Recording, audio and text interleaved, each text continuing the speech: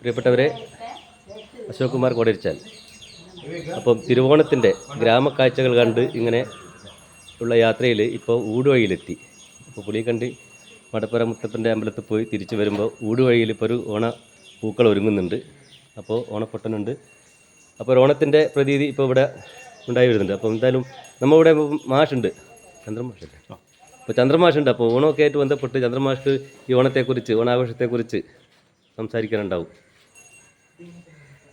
അതെ, ഓണം എന്ന് പറഞ്ഞാൽ നമുക്ക് സാമ്യമില്ലാത്ത ഒരു ആഘോഷമാണ്.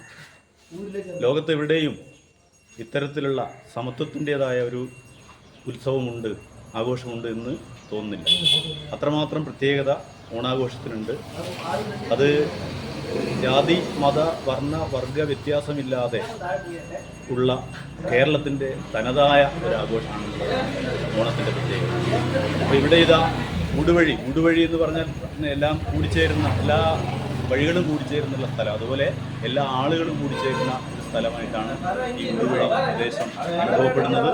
അപ്പോൾ ആ തരത്തിൽ ഉള്ള ഒരു പരിപാടി ഇന്നിവിടെ സംഘടിപ്പിക്കപ്പെടുകയാണ്. വിവിധ മത്സരങ്ങളുണ്ട്. നബിദിനത്തിനുള്ള കുട്ടികളുടെ അവർക്കുള്ള വരവേൽപ്പ്, അവർക്കുള്ള പായസ വിതരണമുണ്ട്. അതോടൊപ്പം നാട്ടിലെ എല്ലാവരും ഒത്തുചേരുന്ന ഒരു നാട്ടോണമായിട്ട് ഈ ഓണം ആഘോഷം ഊടുവഴിയിൽ മാറുകയാണ്.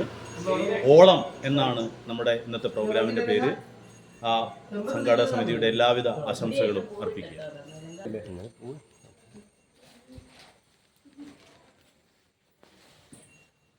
ഊടുവഴിയിൽ പൂക്കളം ഒരുങ്ങുന്നേ ഉള്ളൂ. എന്തായാലും എൻ്റെ യാത്ര ഞാൻ വീണ്ടും ഇവിടെ നിന്ന് ആരംഭിക്കുകയാണ്. ഇനിയും ഒരുപാട് സ്ഥലങ്ങളിൽ ഇതുപോലെ പൂക്കളങ്ങളും ഓണക്കളികളും ഉണ്ട്. അപ്പോൾ ഓണം മാത്രമല്ല, നബിദിനം, അതോടൊപ്പം അധ്യാപക ദിനം, മൂന്നും കൂടി ചേരുന്നൊരു ദിവസമാണ് ഇന്ന്, സെപ്റ്റംബർ 5. അപ്പോൾ എന്തായാലും നല്ലൊരു ദിവസമാണ്. എല്ലാവർക്കും ഓണ ആശംസകൾ.